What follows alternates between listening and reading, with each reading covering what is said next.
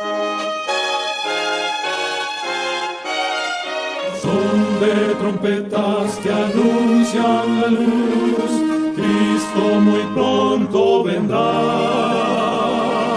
a la batalla por nuestro Jesús.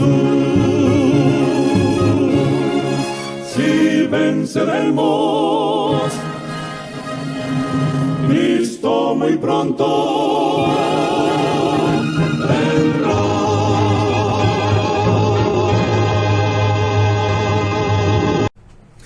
Muy buenos días, hermanos y hermanas, amigos que nos escuchan a través de esta estación radial, Radio Pueblo 1510 AM. Estamos transmitiendo desde Santo Domingo, República Dominicana, para el mundo. Buenos días, Víctor, allá en los controles. Buenos días a cada uno de aquellos que domingo tras domingo están con nosotros en sintonía con esta programación, El Pregonero de la Verdad. Un servidor, Miguel Cabrera, con ustedes. Como cada domingo de 9 a 10 de la mañana estamos llevando, ¿verdad?, la producción de esta programación del Pregonero de la Verdad, descubriendo los tesoros de la Biblia. Les recuerdo que nos pueden escuchar vía Facebook, tanto escucharnos como vernos en vivo también por la página de Facebook juan173.org. juan173.org. De igual forma, usted puede entrar en la web y allí colocar radiopueblo.net y también nos puede escuchar. Si está en República Dominicana, nos puede escuchar por la frecuencia radial Radio Pueblo 1510 AM. La frecuencia 1510 AM, allí nos puedes escuchar de igual manera. Bien, vamos a tener una oración para dar el inicio formal a esta su programación, El Pregonero de la Verdad. Oramos. Eterno y maravilloso Dios, agradecidos estamos de que una vez más nos haya traído a este lugar para tener una porción de tu palabra, para llevarla a aquellos que la necesitan, aquellos, Señor, que quizás no tienen la oportunidad de estudiar tu palabra. Rogándote, Señor, que tú nos dé palabra de sabiduría, de entendimiento, para poder, Señor, llevar el contenido como tú quieras que llegue hacia las demás personas. Rogamos, Dios, que tú bendiga a todo aquello que estarán en sintonía hoy y que en lo adelante podrán estar escuchando esta programación por medio de las plataformas digitales. Bendícenos, quédate con nosotros, en el nombre de Jesús. Amén. Amén. Muy bien, muchas gracias, hermana Paula, ya se encuentra por allí. Bendiciones para usted, al igual que a la hermana Ana Gómez, bendiciones. Dice ella del Mar del Plata, eso es en la República de Argentina. Bendiciones. En el día de hoy vamos a tener la segunda parte, ¿verdad? La segunda parte del tema que estuvimos hablando la semana pasada con relación a Cristo en el santuario. Cristo en el santuario. Hoy vamos a estar viendo cómo entró Cristo al santuario, qué está haciendo allí. Quizás podamos ver también cuándo Cristo va a salir. No una fecha, porque la Biblia en sí no habla de una fecha, sino los eventos que se van a producir, ¿verdad? O cuáles son los pasos que Cristo va a dar para luego salir del santuario. Si hay alguna fecha, entonces no estaría basado en la palabra de Dios, porque la Biblia en sí no lo dice. Bendiciones a cada uno de ustedes. Allí tenemos al hermano Alfred, a Smerlin, también tenemos a Francia. Bendiciones a aquellos que no puedo ver, pues que la paz del cielo sea con cada uno de ustedes. Esperando, ¿verdad?, que si tienen algún aporte, aquellos que están conectados vía la página de Facebook, la puedan escribir por allí, con todo gusto la compartiremos con aquellos que no pueden verla. Al igual también que si tienen alguna pregunta, de igual forma, con la palabra de Dios daremos respuesta a la misma. Bendiciones, hermano Ramón. Muy bien, vamos a iniciar en el capítulo número 9 de la carta a los Hebreos. Es importante recordar que el escritor de esta carta, muchos afirman que fue el apóstol Pablo en sí, el escritor, ¿verdad? El autor de esta carta, le envía de manera especial a los hebreos, ¿verdad? A los hebreos, esta carta para que ellos entiendan de manera puntual de que el sistema sacerdotal levítico había concluido, de que ese sistema ritual que ya por medio de la muerte de Cristo o cuando Cristo muere debió haber cesado, ellos lo seguían todavía practicando, seguían llevándolo a cabo, ¿verdad? Ya no tenía efecto alguno. Ya no era necesario seguir con ese sistema ritual, puesto de que la realidad de todo ese sistema, de toda esa práctica, de toda esa sombra, ya había llegado y había muerto en la cruz, ya había resucitado inclusive, ya había ascendido al cielo en el momento que se escribe esta carta, ¿verdad?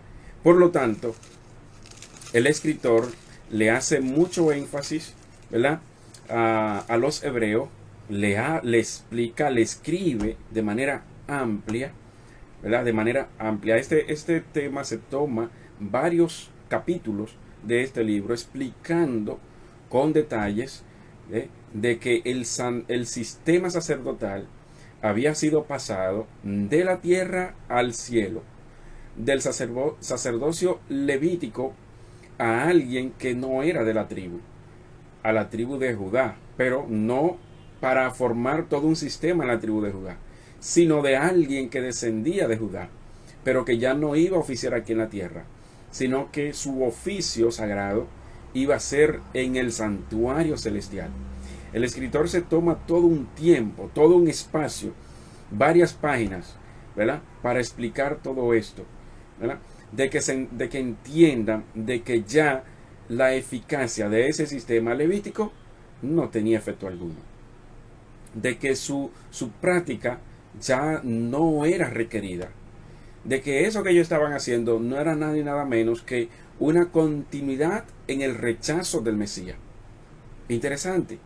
Esas prácticas que ellos continuaron luego de Cristo eran nada más y nada menos que mantener su rechazo constante al Mesías, al Cristo, y específicamente y con nombre y apellido al Hijo de Dios.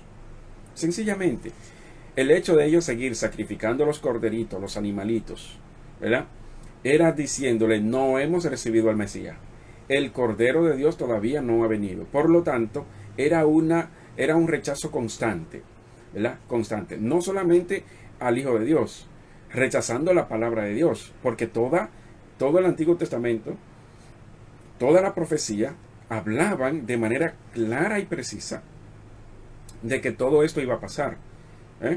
De hecho, en el libro de los Salmos, que es un libro que está cargado de profecía del Mesías, solo que muchas veces uno lo lee, o casi siempre uno lo lee, para buscar una lectura que sea bonita, que sea de paz, una lectura que sea que vaya de acorde a mi problema, a mi situación. Sin embargo, todo esto que encontramos allí, o la mayoría de las cosas que encontramos en el libro de los Salmos, son profecías acerca del Mesías. De hecho, es uno de los libros, es uno de ellos que más habla proféticamente del Mesías. Allí está también el libro de Isaías, que de hecho se le llama el profeta evangélico, pues si no me equivoco creo que es el que más habla del Mesías. Pero el libro de los Salmos está cargado de esta profecía, y les invito a que lo lean, pero lo lean con una mentalidad mesiánica, para así decirlo. ¿En qué sentido? En pensando en lo que pasó con el Mesías, ¿verdad? Pero vamos a ir al libro de los Salmos y vamos a llegar al capítulo 40. Capítulo 40 del libro de los Salmos, y vamos a ver algo allí interesantísimo, ¿verdad?, de manera profética. Y allí vamos a leer en el verso número 6 al 8. 6 al 8, capítulo 40, libro de Salmo. ¿Qué nos dice? Sacrificio y presente no quisiste. Oiga esto, usted me dirá, pero hay una contradicción, porque Él fue quien ordenó los sacrificios y los presentes y las ofrendas. Cuando habla de presente, habla de las ofrendas. Fue Él que lo ordenó, que esto se celebrara y que se hiciera días tras días, años tras años. Sin embargo, dice aquí, sacrificio y presente no te agradaron. Has abierto mis oídos, dice, holocausto y expiación no has demandado, pero fue el que lo pidió. Pero aquí está hablando de manera profética, de que ya iba a llegar un momento de que no iba a ser necesario que el Señor demandara esto, porque el verdadero sacrificio, la verdadera ofrenda, el verdadero holocausto iba a estar presente, lo iban a sacrificar, ya iba a ser el verdadero holocausto, por lo tanto no era necesario la continuidad de esto. Sigue diciendo, entonces dije, aquí vengo. Entonces ahora está hablando un personaje, está hablando un individuo que dice, aquí vengo. En el rollo del libro está escrito de mí. ¿En cuál rollo? Desde Moisés está escrito de él. Note que está hablando de alguien en específico. Dice, en el rollo del libro está escrito de mí. Dios mío, me deleito en hacer tu voluntad y tu ley está en medio de mi corazón. Usted podría decir de manera, ¿verdad?, directa, de que está hablando del Mesías, y es cierto. De manera profética, allí él habla, ¿verdad? En el rollo del libro está escrito de mí, y lo iba a decir más adelante, y lo vamos a ver entonces ahora en este libro de los Hebreos. Lo interesantísimo que habla aquí en el capítulo 9 y en el capítulo 10 del libro de los Hebreos. Y yo me pregunto, si nosotros criticamos la ignorancia o el rechazo, más bien, porque no eran ignorantes, ellos lo hacían de manera consciente, ¿verdad? Si nosotros criticamos a aquellos que persistían en rechazar al Mesías, ahora, ¿cuánto no criticaríamos entonces a aquellos que están llevando a cabo esta misma práctica? Cuando hay tanta luz, cuando la Biblia completa, no Nuevo ni Antiguo Testamento, la Biblia completa nos habla tan claro, la Biblia es tan precisa, tan certera, cuando habla de dónde está Cristo, qué está haciendo Cristo, y de manera específica el libro de los Hebreos nos explica tan claramente, ¿verdad?, cuándo cesó estos sacrificios.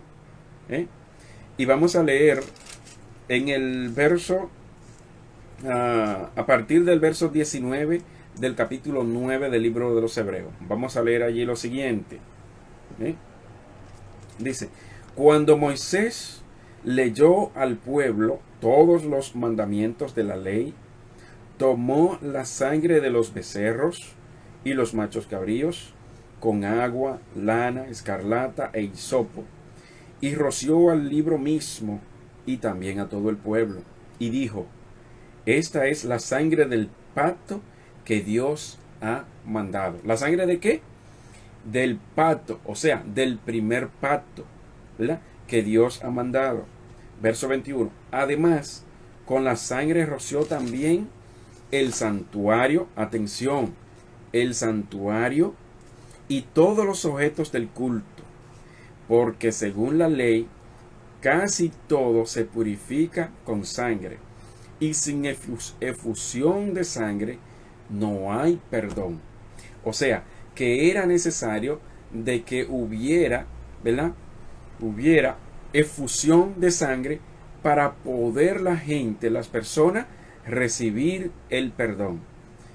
Por eso fue necesario que Cristo ¿verdad?, se le derramara su sangre para que toda la humanidad pudiera tener acceso al perdón, ¿verdad?, y pudiera tener el acceso a la vida eterna. De no haber sido así, entonces la humanidad no iba a tener la posibilidad de adquirir el perdón y posterior la vida eterna. Si a Cristo lo hubiesen matado, lapidado, o sea, apedreado y enterrado de una vez, no iba a ser posible el efecto no iba a ser el mismo del plan de redención, de su sacrificio. Porque la profecía demandaba era el derramamiento, o no que demandaba, anunciaba el derramamiento de su sangre, de su sangre, como se hacía con los animalitos, con los corderos, con los cabritos, etcétera, incluso hasta con las palomas. Por lo tanto, eso que hizo Moisés allá, ¿verdad?, en el primer pacto, era necesario que se hiciera en el segundo pacto, pero ahora no con sangre de animales, no con cualquier sangre. Vamos a ver con cuál. Dice el verso 23 del mismo capítulo: fue pues necesario que la copia de las realidades celestiales fuese purificado con esos sacrificios, las que esto que estaba aquí no era nada más ni nada menos que una copia. Una copia. Ustedes recuerdan que allá en el desierto el Señor le mostró a Moisés la realidad. ¿Cuál era la realidad? El santuario celestial.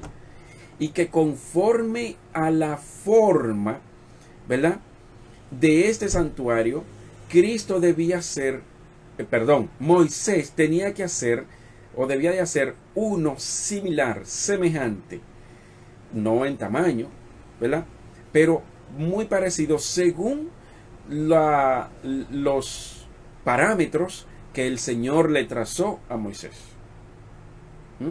Entonces, la realidad está en el cielo. Lo de aquí era una sombra. Por lo tanto, todo lo terrenal era una sombra de lo verdadero.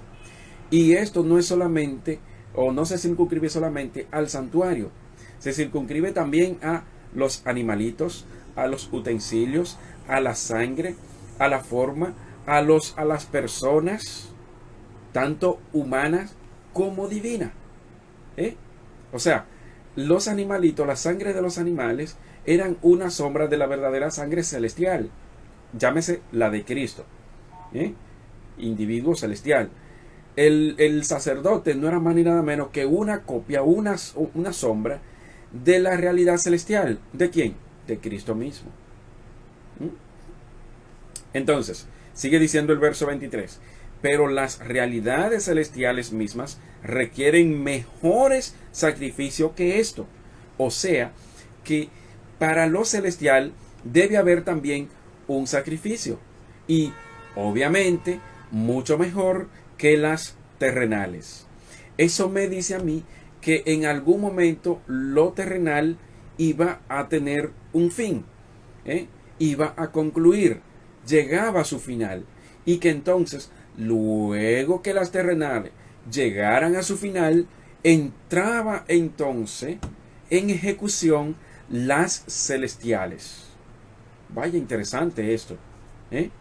Es bueno seguir la secuencia para poder entender cuándo termina uno, cuándo comienza el otro y cuáles son todo su recorrido del que inicia, del que continúa, del celestial. Dice el verso 24, ya aquí hablando con nombre específico. ¿Qué nos dice? Porque Cristo no entró en el santuario hecho por mano de hombre. O sea, y lo explicamos la semana pasada, aquel santuario que fue hecho por mano de hombre estaba aquí en la tierra, el que hizo Moisés. Pero Cristo no entró en ese santuario para oficiar, sino que Cristo entró en uno no hecho por mano de hombre, sino en el celestial. No fueron humanos los que trabajaron allí. Sigue diciendo que era solo copia del santuario verdadero, que era solamente copia del santuario que verdadero. ¿Qué nos dice? Sino que entró en el mismo cielo, donde ahora se presenta por nosotros ante Dios. Recuerden que este libro fue escrito aproximadamente en el año 63 después de Cristo. Por lo tanto, Cristo ya tenía un tiempo, ¿verdad? Tenía unos años que había ascendido al cielo, ¿cierto? O sea, Cristo tenía aproximadamente algunos 31, 32 años que ya había ascendido al cielo. Por ende, ya Cristo había iniciado el sistema sacerdotal divino. Ya Cristo estaba trabajando, para así decirlo, ¿no? Pues él mismo dijo, mi Padre siempre trabaja y yo trabajo, en favor de la redención de la raza humana, en el sostén de todo el universo, de toda la criatura, de toda la naturaleza, de todos los mundos. Se mantienen activos constantemente trabajando en nuestro cuidado, en nuestro favor, en nuestro beneficio. Entonces Cristo se encontraba ya oficiando, trabajando junto a su Padre en el santuario celestial. Y aquí lo dice claro, dice, donde ahora se presenta por nosotros ante Dios. Y me llama mucho la atención el término, la palabra que se encuentra aquí, ¿verdad? Se presenta por nosotros. Esa terminología, se presenta por nosotros, nos dice aquí que Él está como siendo un intermediario. Él está siendo como un tipo de intercesión.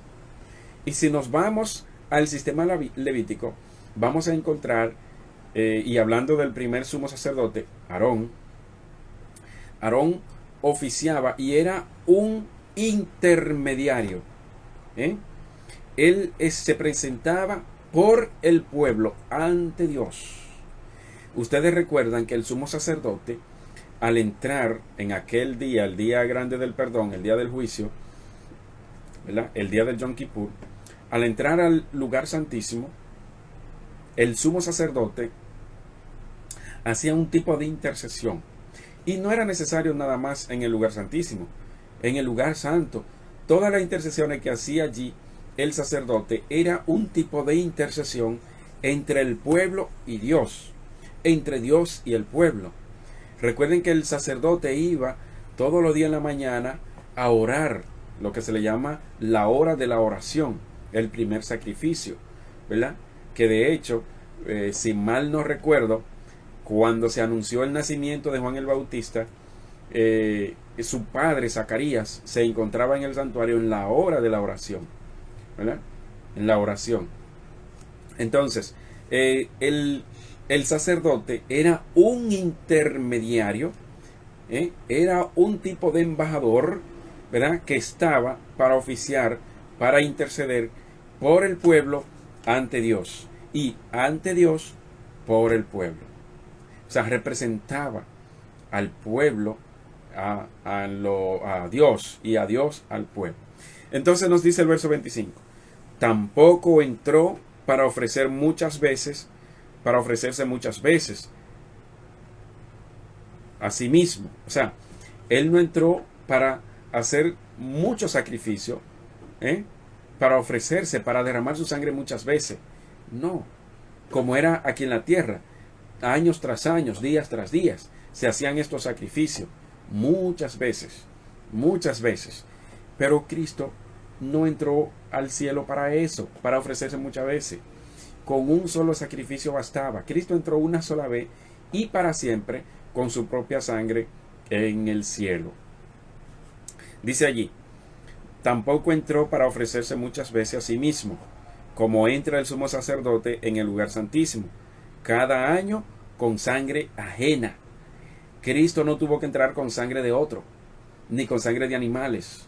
Entró con su propia sangre, aquella que es más que suficiente para que el mundo sea redimido, para que encontremos perdón, remisión de nuestro pecado. ¿Qué nos dice el verso 26? De otra manera, a Cristo le hubiera sido necesario padecer muchas veces desde la creación del mundo, pero ahora, al final de los siglos, se presentó una sola vez para siempre, para quitar el pecado por medio del sacrificio de sí mismo. Y así como está ordenado que los hombres mueran una vez y después enfrenten el juicio, así también Cristo fue ofrecido una sola vez para quitar los pecados de muchos, y la segunda vez sin relación con el pecado. Aparecerá para salvar a los que lo esperan. Entonces, aquí ya está anunciando el siguiente paso luego que Cristo termine su intercesión en el santuario. Aquí lo estamos viendo. ¿Qué está haciendo Cristo? Siendo el intercesor, el intermediario, que murió una sola vez y fue a presentarse ante el Padre, y una vez se presente ante el Padre y durante todo este tiempo Cristo concluya su intercesión, prepare a su pueblo, selle su pueblo. Entonces el siguiente paso se anuncia al final de este verso 28 del capítulo 9 de Hebreos, cuando dice, y la segunda vez, sin relación con el pecado, aparecerá para salvar a los que lo esperan. Aquellos que estemos esperando al Señor, Él aparecerá en las nubes de los cielos para buscar a su pueblo y llevarlo consigo, para durar con Él, o como dice Apocalipsis, para reinar con Él durante 1000 años en el reino celestial. Así que está clarísimo, ¿ah? Está más que evidente. ¿Por qué no entenderlo?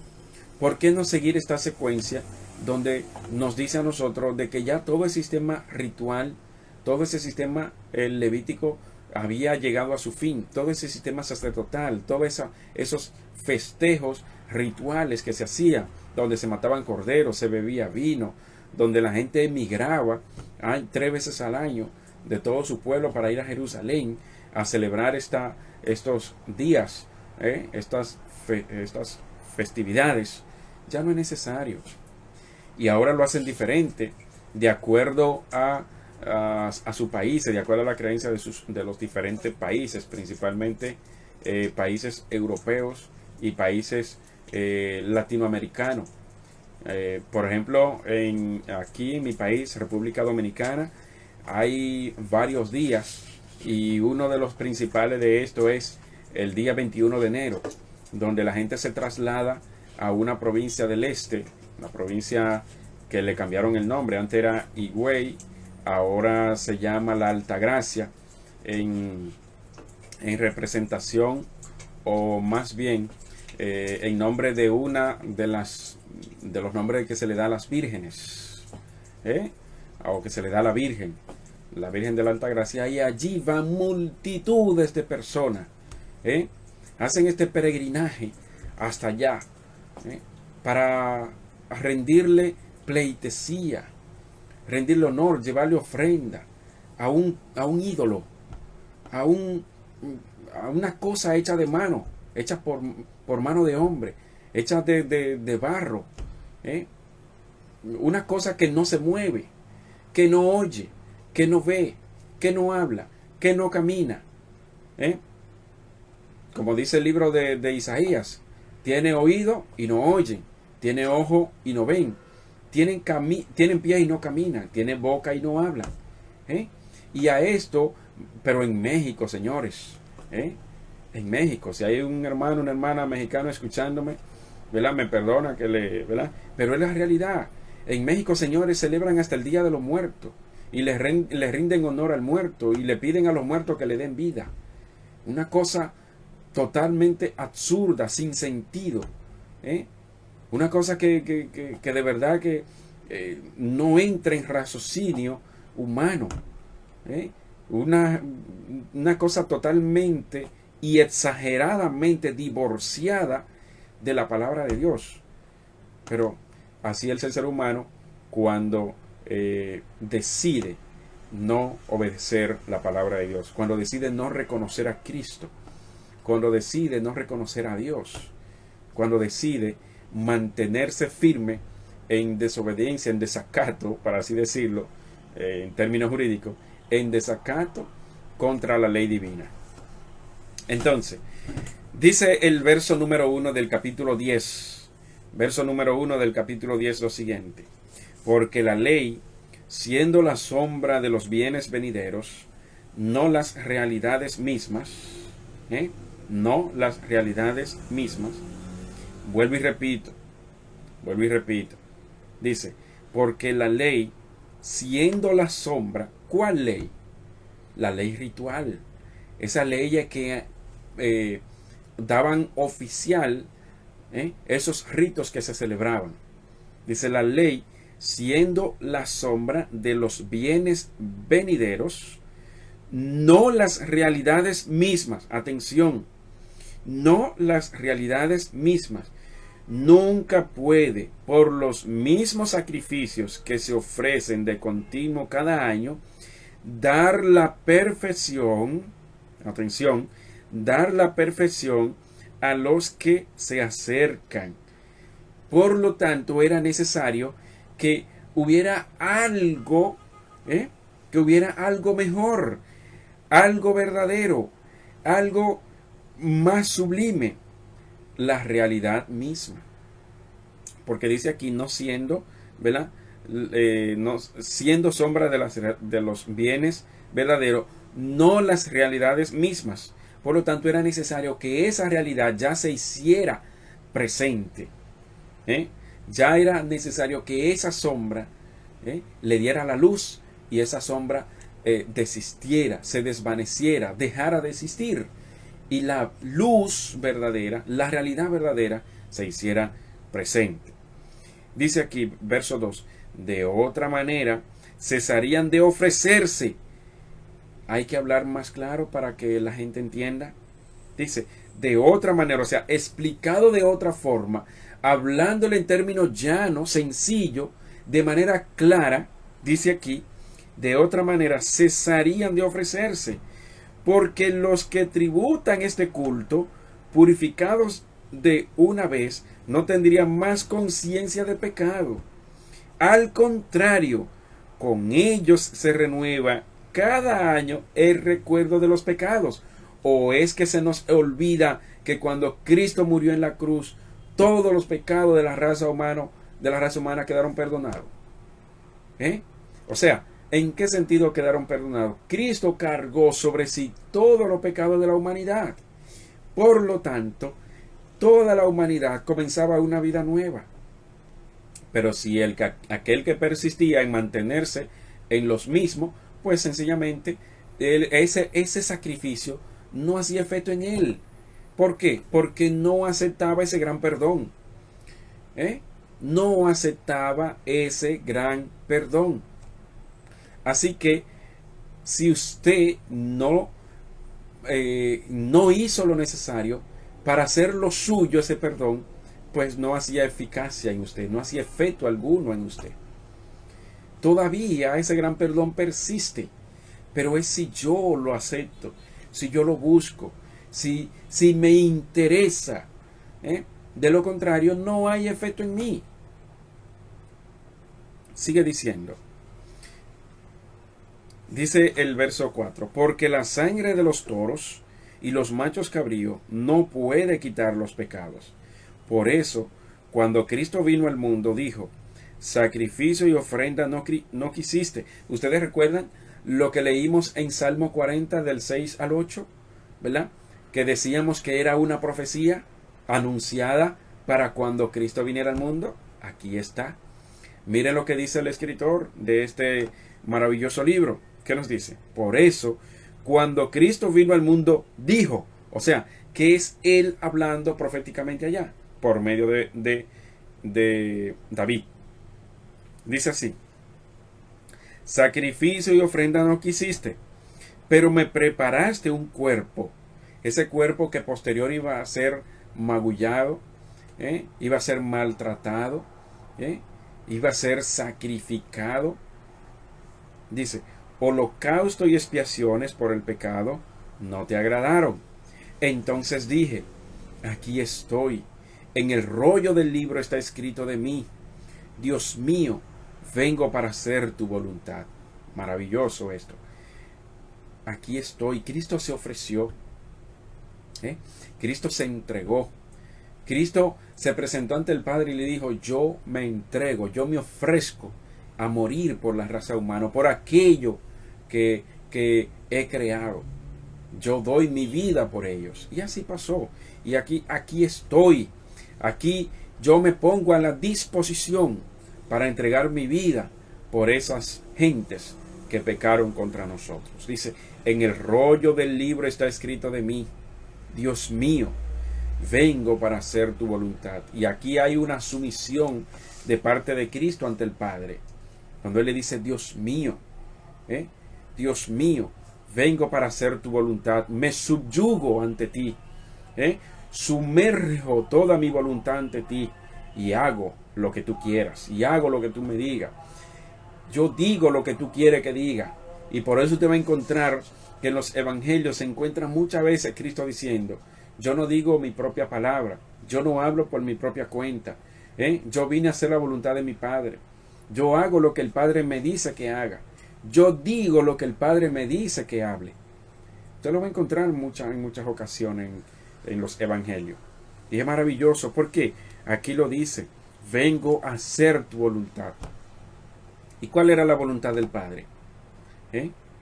Porque de tal manera amó Dios al mundo que ha dado a su Hijo único, para que todo aquel que en Él crea no se pierda, mas tenga vida eterna. ¿Cuál es la voluntad del Padre? Entregar al Hijo para salvar a la raza humana.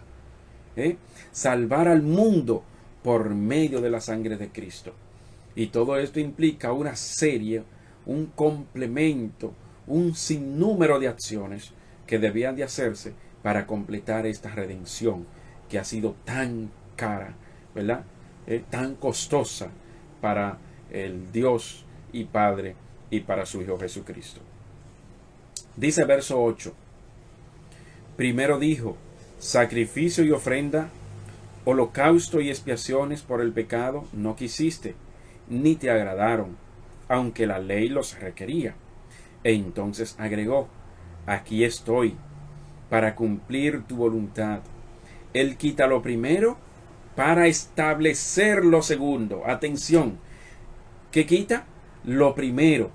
¿Qué fue lo primero? El primer pacto, ¿verdad? Ese sistema ritual, esos sacrificios de cordero, de aves, de animalitos, de varias índoles, ¿verdad? Él quita esto y entonces establece lo segundo. ¿Cuál es lo segundo? Lo que dijo Juan el Bautista en el Evangelio de Juan, capítulo 1, verso 29. He aquí el Cordero de Dios que quita el pecado del mundo. Juan estaba anunciando allí que ese Cordero iba a morir. ¿Por qué? Porque para quitar el pecado del mundo tenía que morir. Tenía que ser sacrificado. Tenía que derramar su sangre. He aquí el Cordero de Dios que quita el pecado del mundo. Sigue diciendo, en esa voluntad somos sacrificados por la ofrenda del pecado de Jesucristo, hecha una sola vez. Todo sacerdote ministra cada día y ofrece muchas veces los mismos sacrificios, que nunca puede quitar los pecados. Dice, todo sacerdote ministra cada día y ofrece muchas veces los mismos sacrificios, que nunca pueden quitar los pecados. Pero Cristo, habiendo ofrecido para siempre un solo sacrificio por los pecados, se sentó a la diestra de Dios. ¿Y para qué se sentó? Desde entonces está esperando que sus enemigos sean puestos por estrado de sus pies. Así, con una sola ofrenda, Cristo perfeccionó para siempre a los que están siendo santificados. También el Espíritu Santo atestigua, este es el pacto que haré con ellos después de aquellos días, dice el Señor. Pondré mis leyes en sus corazones y las grabaré en sus mentes, y nunca más me acordaré de sus pecados y transgresiones. Así, cuando los pecados han sido perdonados, no necesitan más ofrendas por el pecado. A medida que Cristo va ejecutando, ¿verdad? Todo este oficio, ¿verdad? Que es, vamos a decir, el juicio, o vamos a decir no porque es así, el juicio en el cielo, ¿verdad? Cristo está perdonando, está sellando, está intercediendo, según de Timoteo 2:5, porque nos dice allí que tenemos un solo mediador entre Dios y los hombres, Jesucristo hombre, el cual se entregó una sola vez y para siempre. Entonces, nos dice el verso 19, por tanto, hermanos, siendo que tenemos plena seguridad para entrar en el santuario por la sangre de Jesús, por el nuevo y vivo, por el nuevo y vivo camino que Él nos abrió, a través del velo, esto es, de su carne, y siendo que tenemos un gran sacerdote sobre la casa de Dios, acerquémonos con corazón sincero, con plena certeza de fe, purificado el corazón de mala conciencia y lavado el cuerpo con agua limpia. Mantengamos firme la confesión de nuestra esperanza, sin fluctuar, que fiel es el que prometió. Y considerémonos unos a otros para estimularnos al amor y a las buenas obras. No dejemos de reunirnos, como algunos tienen por costumbre, sino animémonos unos a otros, y tanto más cuando veis que el día se acerca. Sigue diciendo, si voluntariamente seguimos pecando después de haber recibido el conocimiento de la verdad, ¿cuál conocimiento de la verdad? De todo esto que este escritor ha venido explicando acerca de Cristo, acerca del Mesías, acerca del sacrificio, acerca de Cristo en el santuario celestial, acerca del nuevo pacto, acerca de que ya el antiguo pacto quedó sin efecto. No era necesario de que lo siguieran ofreciendo, de que siguieran hablando de lo mismo, haciendo las mismas cosas, ¿verdad? Porque dice, si voluntariamente seguimos pecando, después de haber recibido el conocimiento de la verdad, ya no queda más sacrificio por los pecados. O sea, atención aquí, si las personas en aquel entonces persistieron en continuar con llevar a cabo todo este sistema de sacrificio, de ritos, era una franca violación al nuevo sistema sacerdotal, ¿verdad? O al nuevo pacto. Por lo tanto, era un rechazo constante a Cristo. Eso significa que el rechazar a Cristo es pecado, obviamente, ¿verdad? Porque en Cristo está el perdón, en Cristo está la salvación. Por lo tanto, hoy en día es de igual forma. Aquellos que persisten en no seguir este segundo pacto y permanecer en el antiguo, se mantienen entonces en pecado, ¿verdad? Y más aún, al haber recibido la luz, ¿verdad? Al haber recibido la verdad concerniente a esto, si se mantienen en lo mismo, eso significa que siguen en pecado. Atención, Cristo está en el santuario, rogando al Padre por nosotros para perdonar nuestro pecado, ¿verdad? Si permanecen en lo mismo, eso significa que entonces Cristo no puede perdonar sus pecados. ¿Qué nos sigue diciendo? El verso 27 nos dice lo siguiente: sino una horrenda espera del juicio y del furor del fuego que ha de devorar a los adversarios. El que rechaza la ley de Moisés por el testimonio de 2 o 3 testigos muere sin compasión. ¿Cuánto mayor castigo merecerá el que pisotea al Hijo de Dios? Oiga esto. Oiga la gravedad del asunto. Tiene por impura la sangre del pacto en la que fue santificado y afrenta al Espíritu de gracia. Pues sabemos quién dijo: mía es la venganza, yo retribuiré, y agrega: el Señor juzgará a su pueblo. Horrenda cosa es caer en las manos del Dios vivo. Y ya para ir concluyendo, nos dice lo siguiente: sin embargo, acordaos de los días pasados, en los cuales, después de haber sido iluminados, tuviste gran combate de aflicciones.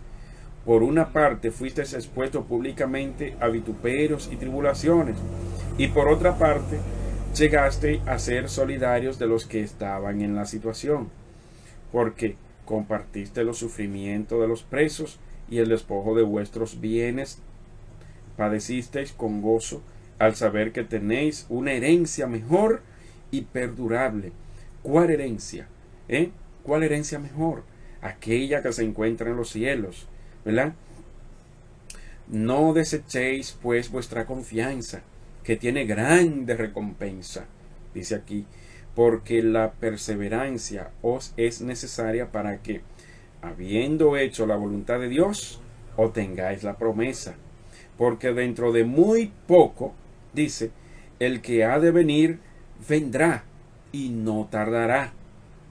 Ahora el justo vivirá por la fe, pero si retrocede, no me agradará. Pero vosotros no somos de los que retroceden para perdición, sino de los que creen y alcanzan la salvación. Gloria a Dios. Aquí está clarísimo, ¿verdad? No retrocedamos, sino que avancemos en la fe, avancemos en la confianza en Cristo, avancemos a estar con Cristo, a caminar con Cristo, simpatizando con el sumo sacerdote verdadero que está en el santuario celestial, ¿verdad? Y aquel verdadero santuario, no hecho por mano de hombre, aquella que es la realidad, ¿verdad? Vamos a simpatizar con Él, ¿verdad? En su intercesión por nosotros, para que Él prepare, ¿verdad? Para que Él limpie, para que Él forje el carácter de nosotros muy parecido al del Hijo de Dios. Así que, mis estimados, vemos aquí de que Cristo está oficiando en el santuario celestial, intercediendo por nosotros ante el Padre, ¿verdad? En nuestro beneficio. Y sabemos que esa intercesión en algún momento llegará a su fin, ¿verdad? En algún momento llegará a su fin. Y cuando ese momento haya llegado, cuando ese momento, ¿verdad? Termine, ya vimos lo que va a pasar. Cristo vendrá a buscar a su pueblo, como dice al final del verso 28 del capítulo 9. Dice que la segunda vez, sin relación con el pecado, aparecerá para salvar a los que lo esperan. Así que permitamos que el Señor nos prepare, que el Señor nos limpie, que el Señor forje un carácter digno para que nos reciba cuando Él venga, cuando Él aparezca por segunda vez a buscar a su pueblo. Así que muchas gracias por estar en sintonía. Muchas bendiciones para aquellos que no mencioné. A la hermana Pilar, a Teresa, también al hermano Oscar, ¿verdad? Bendiciones a cada uno de ustedes, y aquellos que no puedo ver su nombre, aquellos que nos siguen por la frecuencia radial, que no puedo verlo, no puedo saber quiénes son, aquellos que nos siguen también por la web. Muchas gracias a cada uno de ustedes, haciéndole de paso la invitación para que estén con nosotros en la próxima entrega el próximo domingo. A Ruby Mora, bendiciones. Así que les deseamos que tengan una semana muy especial, muy exitosa y maravillosa. Vamos a concluir con una oración, esperando que esta programación haya sido de mucho beneficio espiritual para cada uno de ustedes y también para mí también. Oramos. Gracias, eterno Dios, por tu gran ayuda, por tu cuidado, por tu protección, por tu palabra de manera especial. Gracias, Señor, porque tú nos ayudas a poder hablar de ella, a poder, Señor, explicarla, pero más que eso, Señor, a enseñarla a otro. Ayúdanos, Señor, a seguir el camino de la verdad, el camino de la salvación, pero sobre todo, Señor, con la intención de seguir aportando para que otros vengan al conocimiento de nuestro Señor Jesucristo. Acompáñanos, Señor, danos un día en paz y maravilloso y exitoso, y una semana muy especial. Quédate aquí, Señor, con nosotros y también con todo aquello que estuvieron en sintonía y que lo estarán en el tiempo siguiendo estas programaciones. Muchas gracias en el nombre de Jesús. Amén. Amén. Muchas gracias, un maravilloso día para todos.